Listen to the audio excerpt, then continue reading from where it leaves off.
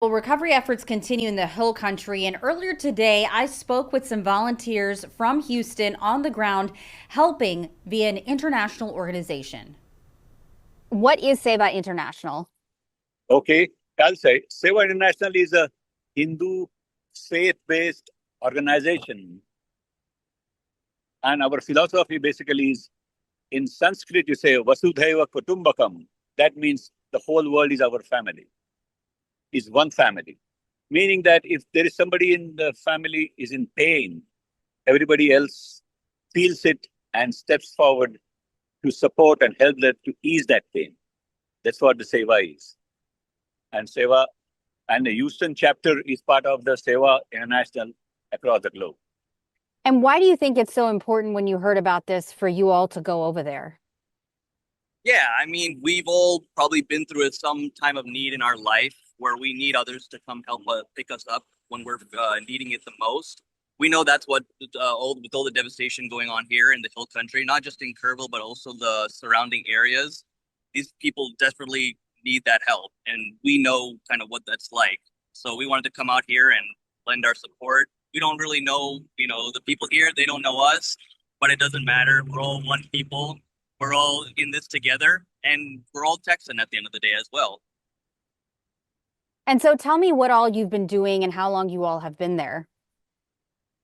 Okay, we have been working in, we basically come here and meet with the leadership team here, and they assign the work to different groups. So on the one of the days, we were assigned, some people from our group were assigned a location in around the church to do some cleaning process. Other group where I was part of, we were sent to one of the huge flea market, which was completely flooded, to clear up the location, remove the debris, and also get good stuff away from the bad stuff. But the next day was really, that was yesterday, was really, really, really painful to see the site. We are right by the river in Hunt, Texas. And that is where that one of the locations, the lady died and her son was around there. They have that 6 to 16 years old girls campsite. That particular campsite did not have any girls there, just their staff. And that place was completely devastated. We were cleaning up that place. At the same time, our people were on the river cleaning up the debris there, cutting the huge trees that were falling in there, and just giving each other hands to make the place presentable again. There's a lot more work there to do, but we could not, there were no signals there. We were hoping to stand there for this interview, but around there, along the river, very low signals. At the same time, the authorities have told us this is a sensitive area. You could not be taking pictures and showing it to the world what may be here. So that is why we chose to come here and stand in front of the visitor center for this interview. And so tell me about your everyday life. You all probably work. I mean, you're taking off from that to do this, and why do that? Yeah, I mean, we all obviously have to maintain our daily lives, and even the people here too, they have their daily lives, and they have it much worse where they have to still go to work, still take care of their family, in addition to just cleaning up their own place and all their city. At the end of the day, we are able to, carve out that time. We, even in our busy lives, we can still find whatever it is, whatever little time. Not everyone could come a full weekend, not everyone could come a full week.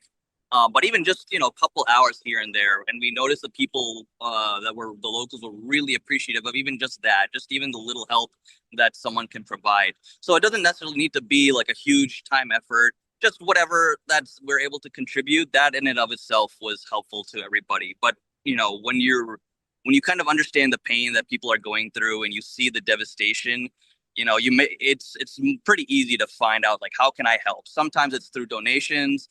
And some of us too are able to find like time, especially on the weekends, and say, hey, it's here in Texas in our own backyard. Let's go out and give them whatever we can.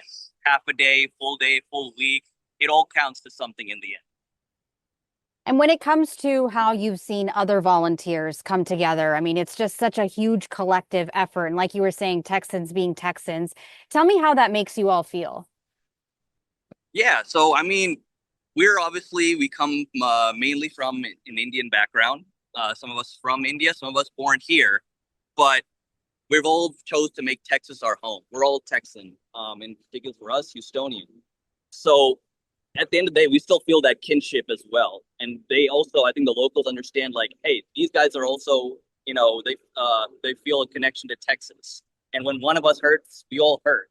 So even though we've never met each other, we're on different parts of Texas. At the end of the day, we all feel that same kinship, no matter what. And I think Texas, with its culture, we have put particularly strong here than really any other state. And when it comes to donations, I know you all are asking for monetary donations at Sewa International to help with a lot of efforts. So where would those donations go? Okay, there is Sewa International has uh, an organization and a committee which is sitting above us, and they have assured that every single penny they receive is gone, is going to go towards the benefit of the individuals in this area. And since we are not part of that upper group, that is what we are relating to you, because that is what we have seen in the past, like at the time of even Harvey or even other hurricanes in the past. Sewa has been always there, even during the COVID. We were always there. I personally was there as a Sewa representative for the COVID vaccinations during that time. Is there anything else you all would like to add?